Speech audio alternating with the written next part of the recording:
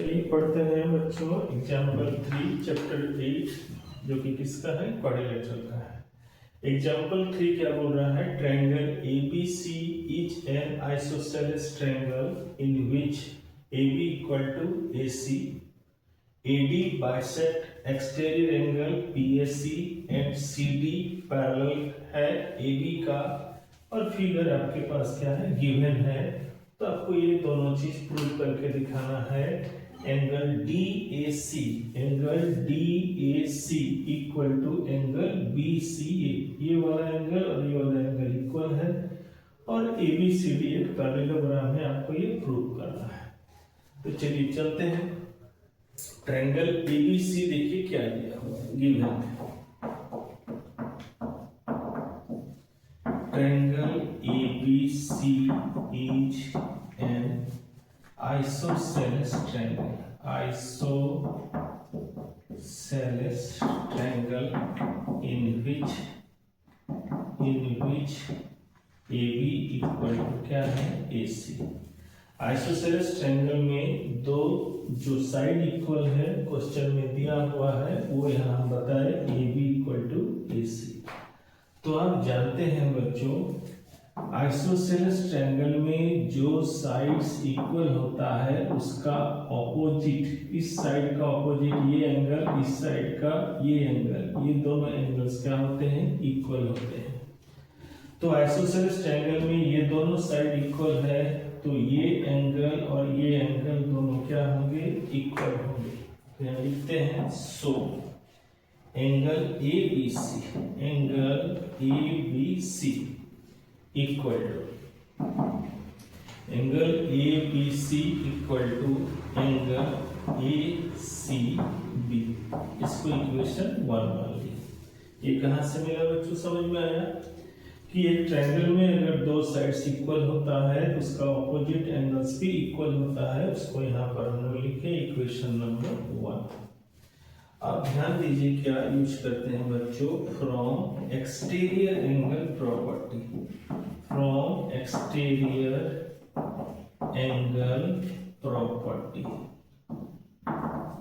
Exterior angle properties में ध्यान दीजिए बच्चों, जैसे ये ट्रायंगल है, इस ट्रायंगल में BA देखिएगा एक्सटेंड, BA को प्रोड्यूस किए हैं, तो यहाँ पर ये जो एंगल बना है, देखिए ये वाला एंगल एक्सटीरियर एंगल है, ये वाला एंगल आपका क्या है, एक्सटीरियर।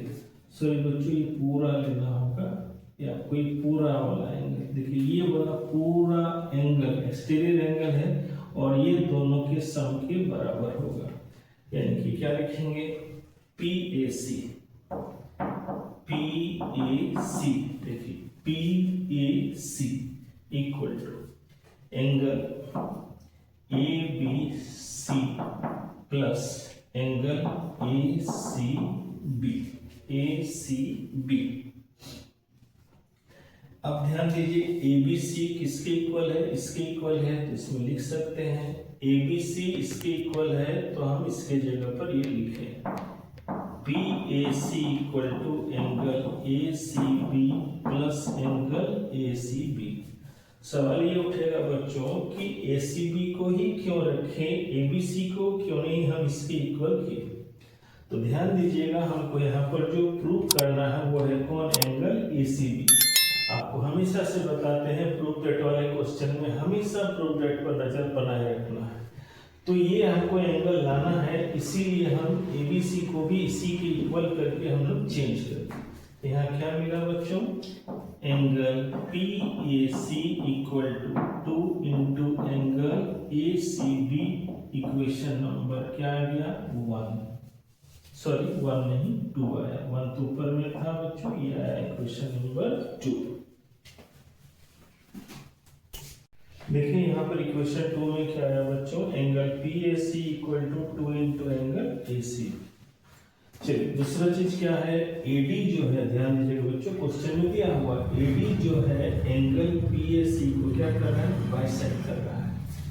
एंगल PAC को AD क्या कर रहा है, बाइसेक्ट कर रहा है, तो इसको लिख सकते हैं क्या बोली, angle PAC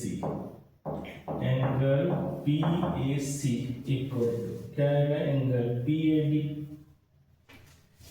angle PAD plus angle PAD plus angle DAC। अब ध्यान देंगे बच्चों, PAD ये वाला एंगल और ये वाला एंगल इक्वल होगा। क्यों?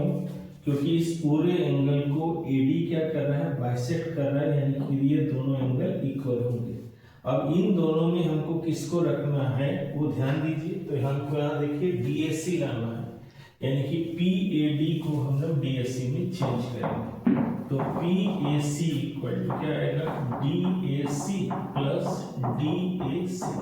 क्यों बच्चों? क्योंकि बाइसेक्ट करने से एंगल PAD इक्वल होगा एंगल DAC का।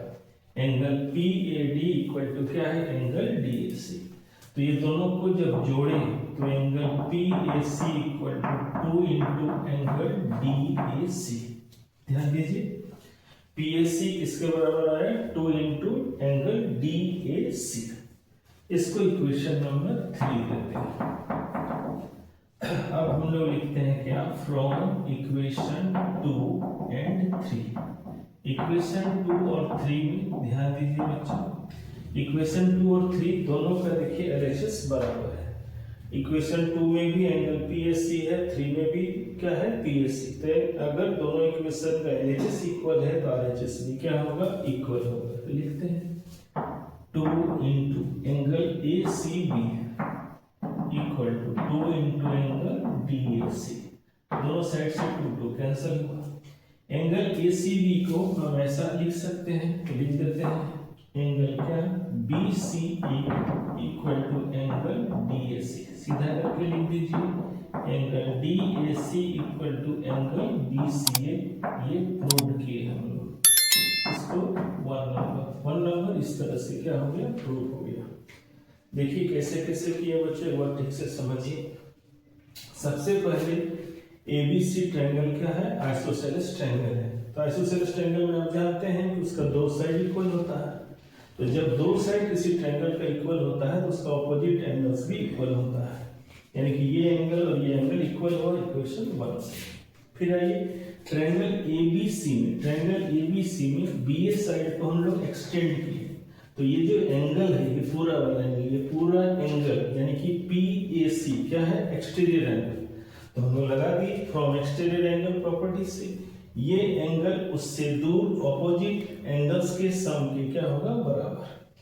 चूंकि प्रूव करते समय हमको ये चाहिए या प्रूव करना है हमको ये होगा, तो हम लोग ACB को रखे और ABC को भी किसके बराबर चेंज कर दिए, ACB के बराबर। तो ये इक्वेशन डेवलप हुआ।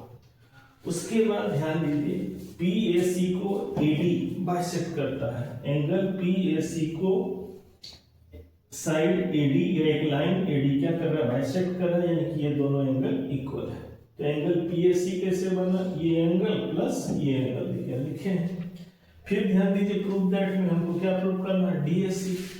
तो PAD और DAC इक्वल है, तो PAD को भी किस पे कन्वर्ट कर दिए, DAC, और यहाँ दिखा दिए क्यों हुआ। अब इसको यूज किए तो इक्वेशन 3 बना। इक्वेशन 2 और 3 को यूज कीजिए बच्चों, तो दोनों का LHS बराबर है तो RHS भी बराबर होगा।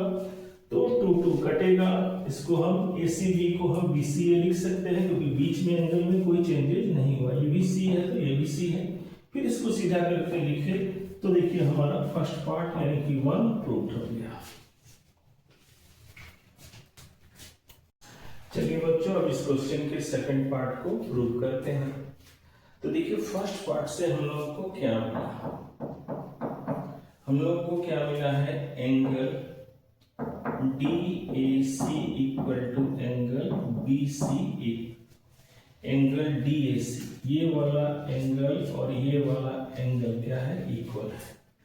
तो आपको अगर आप इन दोनों को ध्यान से देखेंगे तो क्या पता चल रहा है, ये क्या है, alternate interior angles which